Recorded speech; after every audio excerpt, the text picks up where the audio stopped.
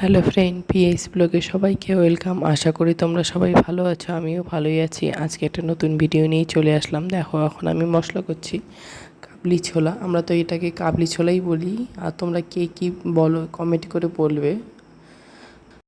আর এই দেখো মশলা কষাচ্ছি, আর পাশে হচ্ছে আটা মেখে রাখা হয়েছে রুটি করার জন্য। আর দুটো রুটি কিন্তু আমার ভাজাও হয়ে গিয়েছে, আর একটা বানাচ্ছি। ও মেয়েকে বলেছিলাম 3টা রুটি নিয়ে, ও নেবে না, দুটোই নিবে।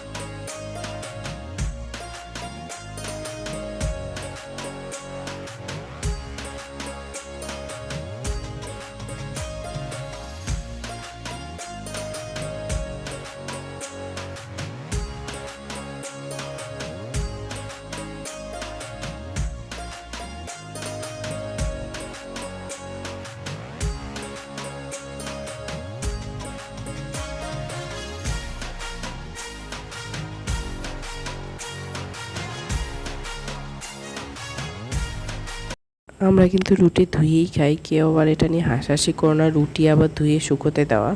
আমরা সবসময় রুটি এইভাবেই খাই, তাহলে নাকি গ্যাস হয় না, এটাই আমরা জানি। ঘুগনিতে জল দেওয়া হয়ে গেছে, তারপর রুটিগুলো ধুয়ে নিয়েছি, ধুয়ে আবার শুকোতেই দেওয়া হয়ে গেছে। আর ভাত আর ঘুগনি এখন মেয়ে খাবে, হচ্ছে এটাই খেয়ে যাবে স্কুলে।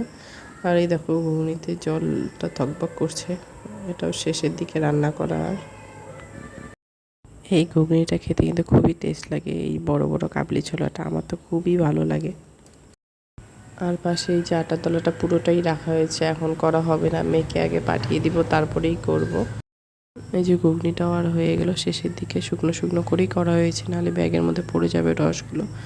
আর এখনও টিফিন বক্স রেডি হয়ে গেছে। প্রথমে 3টা রুটি দিয়েছিলাম, তারপর বললো না আমার দুটোই নিব, পরে দুটোই দেওয়া হয়েছে। এই যে ঘুগনি শুকনো শুকনো করে, আর হচ্ছে দেখো পাশে আম কেটে রাখা হয়েছে, কিন্তু আম বলছে এখন আম নেবে না নাকি, আজকেও 10টা টিফিনটায় কিছু খাবে না। আসলে সকালবেলা তো ভাত খেয়েই যায় স্কুলে, তাই অতটাও খিদে থাকে না, তাই বলছে একবারে দুপুরেই খাবে, আর সকালে কিছু খাবে না।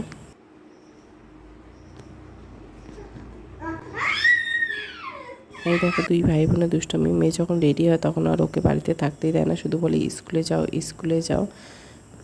Tata friend, bye bye. আজকের ভিডিওটা আমি এখানেই শেষ করলাম। ভালো লাগলে লাইক কমেন্ট শেয়ার করবে।